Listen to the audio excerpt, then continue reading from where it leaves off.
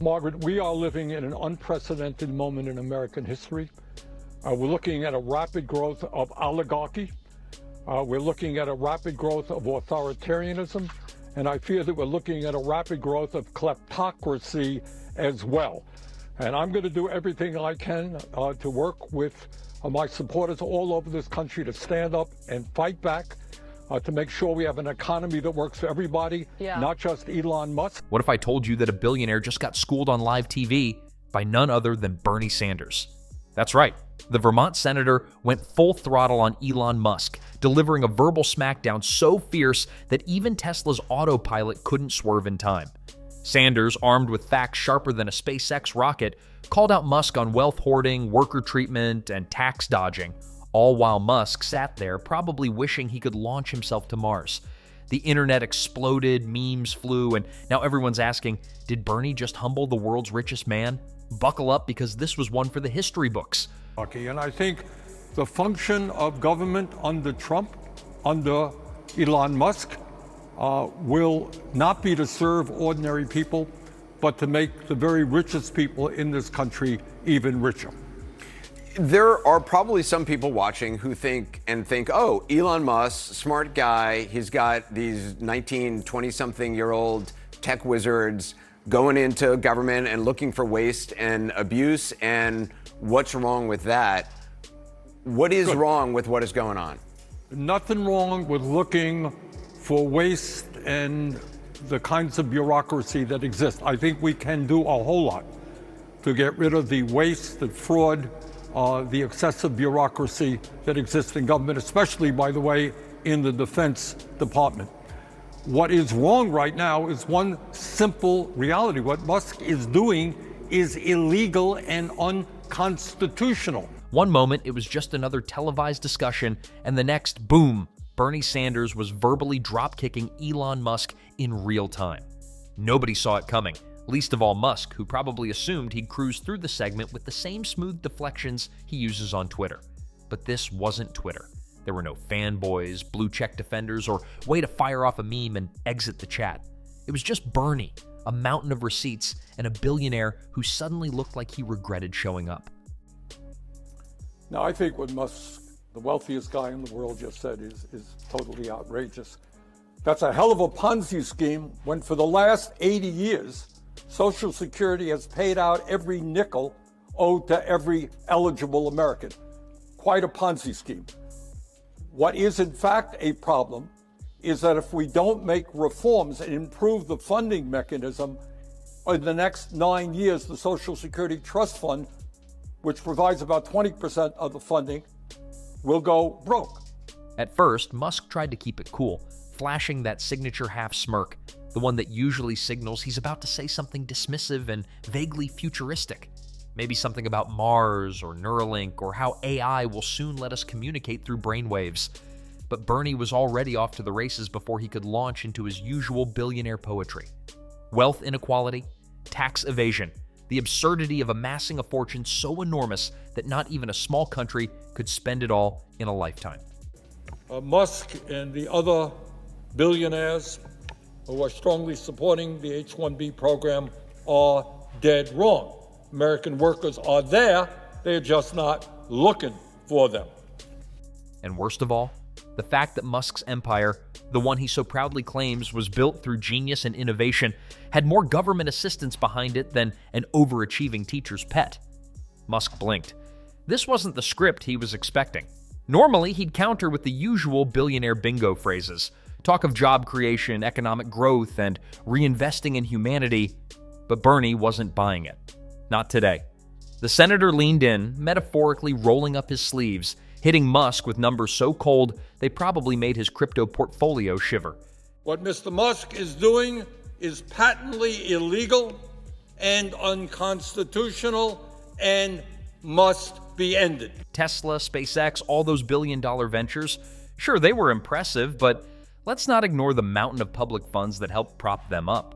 The tax breaks, the government contracts, the subsidies, all the financial cushions that somehow never trickled down to the workers assembling the very products that made Musk one of the richest men on Earth. Even if you're not in the federal government, pay close attention to what they are doing and how they are doing it. All of you know that there is going to be a technological revolution taking place right now, and that is artificial intelligence and robotics. So you're going to have computers and robots replacing human labor, okay? Now, I happen to believe that if technology can make us more productive, that is a good thing. But the benefits must go to the workers, not just those who own the technology. Musk, for once, seemed short-circuited. Usually, he'd have a quip ready, something snarky, maybe even a joke about sending Bernie to space for a free healthcare experiment. But this was different. He was getting outflanked. Sanders wasn't just calling him rich, he was breaking down exactly how that wealth came to be and why it wasn't some divine achievement of raw intelligence, but rather a carefully structured system designed to keep billionaires comfortably untouchable. At this point, the camera caught something rare, a moment of genuine, unfiltered billionaire discomfort. Musk shifted in his seat. He glanced off to the side, as if searching for an escape pod. He even attempted a weak smile, the kind you give when you realize you're losing an argument at Thanksgiving dinner, but can't physically leave because the mashed potatoes haven't arrived yet. The internet was already eating it up. Twitter was in flames, memes were being generated in real time, and the best part? Musk still had to sit there, trapped in the reality of live television, unable to simply log off. Sanders wasn't here to play. Yesterday, the president held a meeting with his cabinet. And who was the star of the meeting? Was it the Secretary of Defense? Was it the Secretary of State? No, it was an unelected official, happens to be the wealthiest person on earth. It was Elon Musk. And at that meeting, President Trump asked his cabinet, is anybody unhappy with Elon? Well, if you are, we'll throw them out of here, end of quote. In other words, if any cabinet official has the courage to stand up to Mr. Musk and disobey his edicts, they are gone. So, Mr. Chairman, my request to you is a simple one. Let's be honest. The American people understand it, and it's time that we understood it as well. The second Musk adjusted his collar, maybe a nervous tick, maybe just heat from the billionaire spotlight, Bernie went straight for the jugular.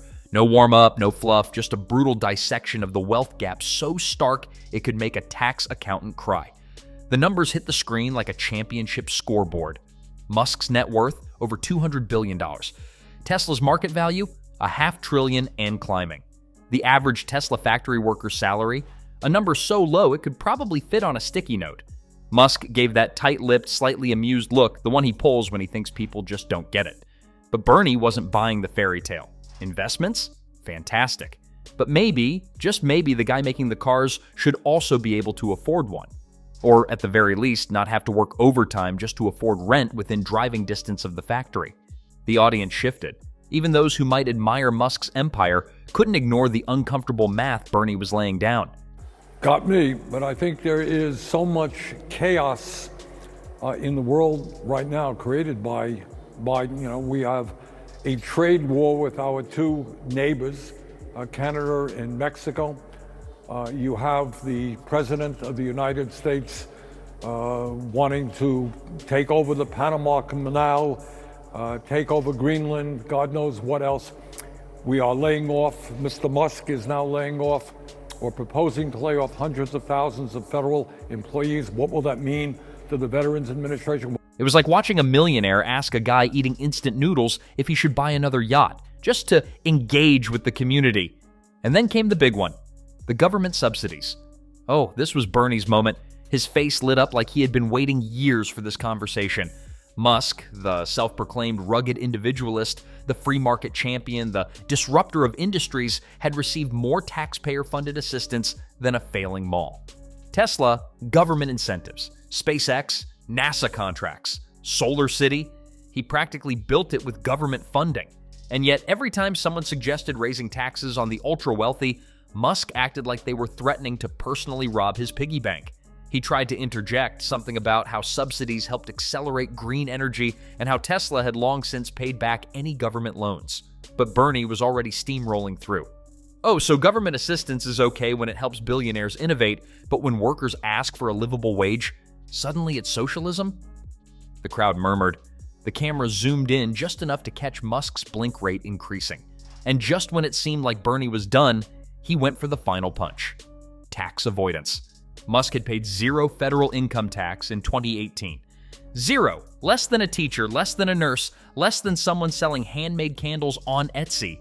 The richest man in the world, legally paying less in taxes than a guy with a side hustle. Elon Musk, however, seems to be leaning in the other direction. I want to play something he said in an interview today to Fox Business. The waste report in entitlement spending, which is which is most of the federal spending is entitlements. So that's like the big one to eliminate. Because that's the sort of $500 billion, maybe $700 billion a year.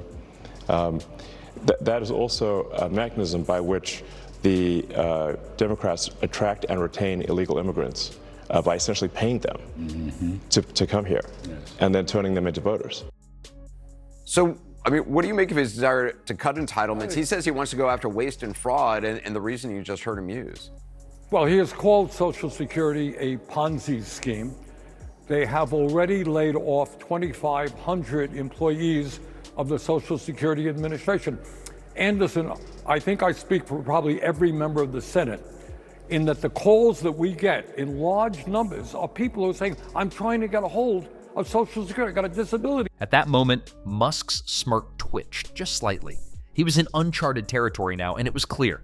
Sanders wasn't just firing shots, he was launching nukes. Musk straightened up, cracked his neck like a fighter shaking off a hit, and went for the usual billionaire counterpunch. Innovation, progress, job creation, the holy trinity of ultra-wealthy defenses. He started with the classic, he doesn't hoard wealth, he reinvests it. Every dollar he makes is fueling the next big thing. AI, space travel, self-driving cars, brain chips, humanoid robots that will definitely not take over the world. It's all about pushing humanity forward. Normally, this would be the part where people nod along, dazzled by the futuristic buzzwords, but not today. Not with Bernie staring him down like a human lie detector test. Because here's the problem. Reinvestment is great, but when your workers can't afford basic healthcare while you're throwing billions into colonizing Mars, maybe, just maybe, the priorities are a little off. Innovation is fantastic, but it doesn't exactly put food on the table now for the people actually building those innovations. Musk shifted gears, moving to defense number 2. Taxes on billionaires slow down progress. If people like him had to pay more, it would stifle breakthroughs. America needs its ultra-rich visionaries to have unlimited funds so they can keep launching rockets and perfecting self-parking cars. Musk has become $138 billion richer, Zuckerberg has become $49 billion richer, and Bezos has become $28 billion richer since Election Day. 60% of Americans live paycheck to paycheck. 85 million Americans are uninsured or underinsured in terms of health care. Does anyone really think that the oligarchs give a damn about ordinary trust? Bernie didn't even blink. Oh, so progress stops the second billionaires have to chip in? Funny, because the entire American economy seems to keep moving just fine when the working class gets taxed on every paycheck. Roads get built, schools function, the power grid mostly works.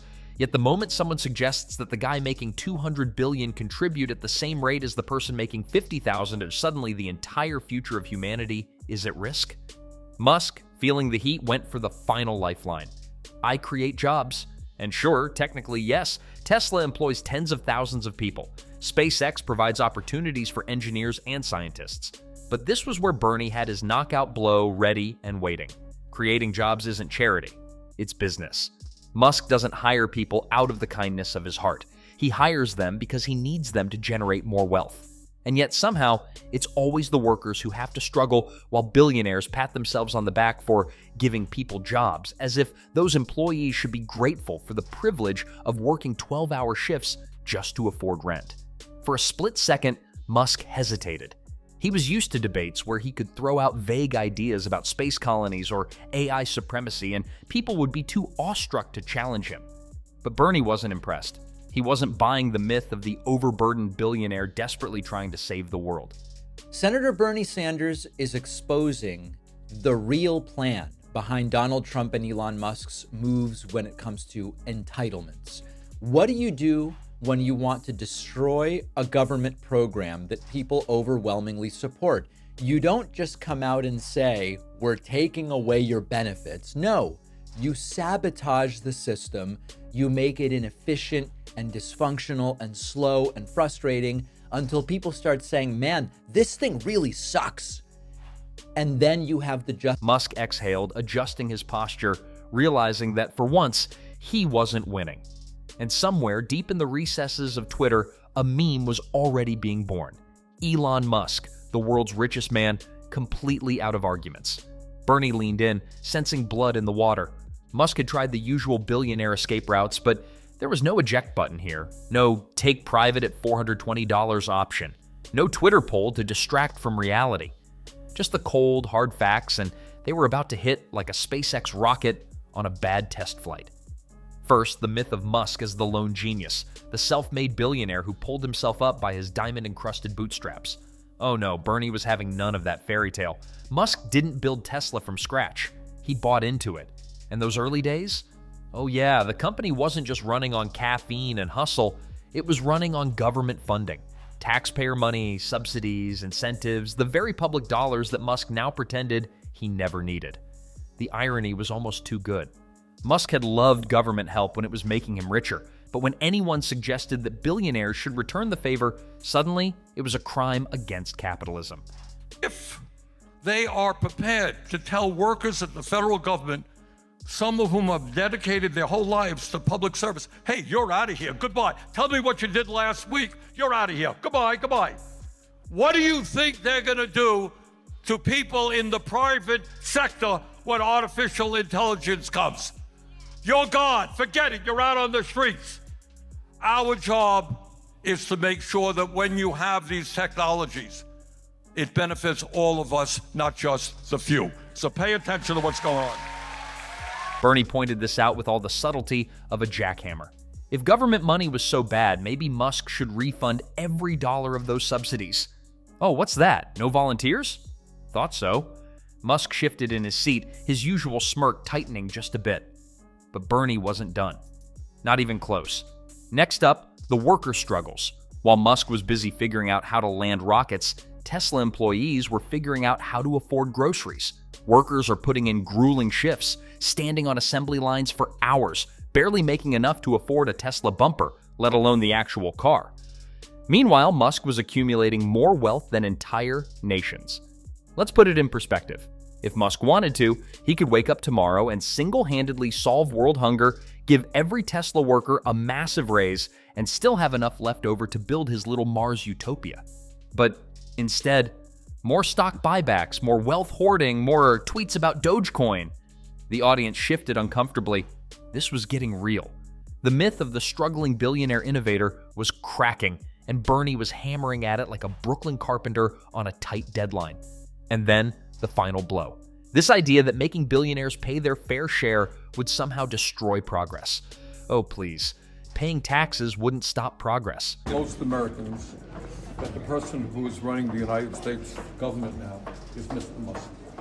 And what we just tried to do is to subpoena Mr. Musk before the Health Education Labor Committee so that he can tell us why he is busy firing 80,000 employees of the Veterans Administration, half of the people who work at Social Security and agencies across the government. The American people need an explanation, and it's disappointing to me that the chairman refused to allow a vote on this issue. Senator, If anything, it would fuel it. Schools would get better funding, roads wouldn't look like Swiss cheese, regular people might actually have health care.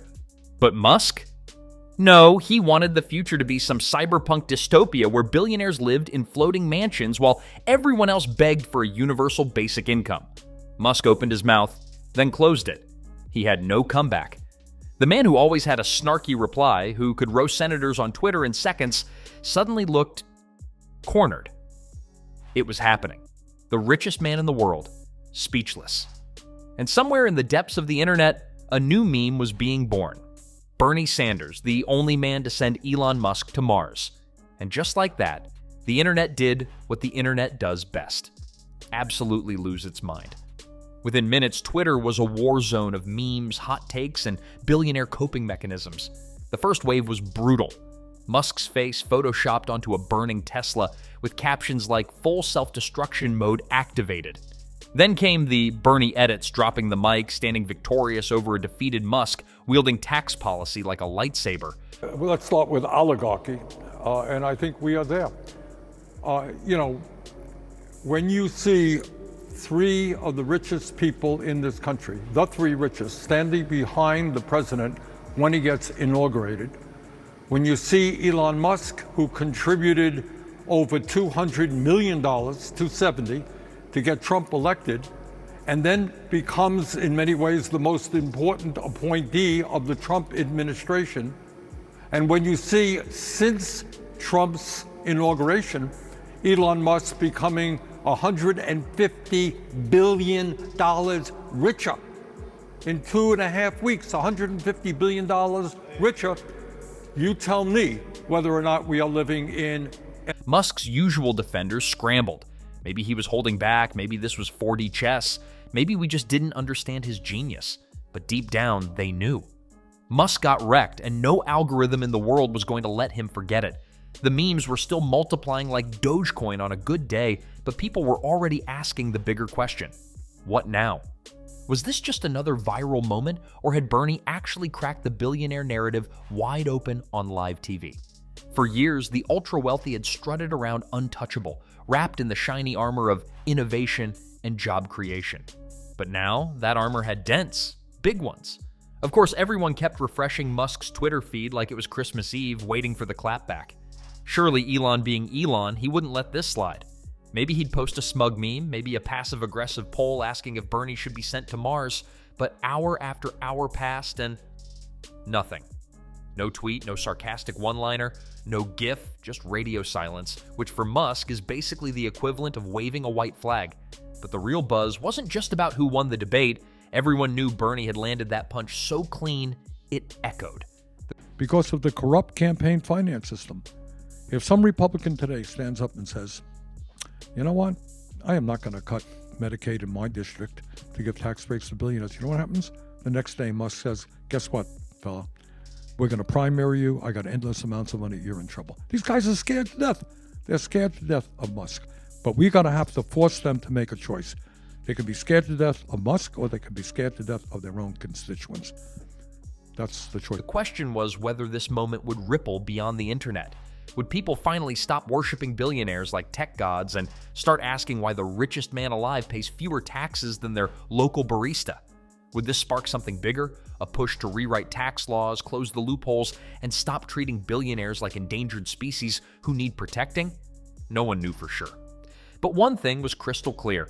Bernie hadn't just debated Musk. He'd dragged the entire conversation about wealth inequality into prime time and made it impossible to ignore. And in the process, he'd become the first man in history to leave Elon Musk speechless.